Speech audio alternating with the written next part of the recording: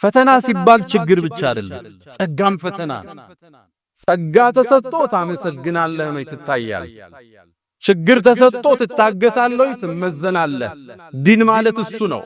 ዲን በአንድ አንቀጽ ሲቀመጥ ኢነ ፊ ዛሊከ ለአያቲን ሊኩሊ ሶባሪ ሸኩር፣ ሹክርና ሶብር ነው ዲን። አለቅ ጸጋ ተሰጥቶ ሸኩር መሆን ማመስገን፣ ችግር መጥቶብህ መታገስ።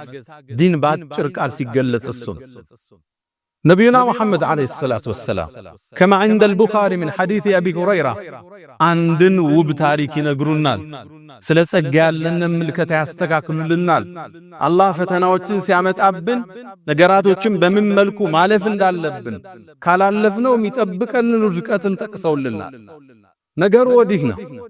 ድሮ ከሳቸው መላክ ከክፍለ ዘመናት በፊት 3 ሰዎች ነበሩ ይላል።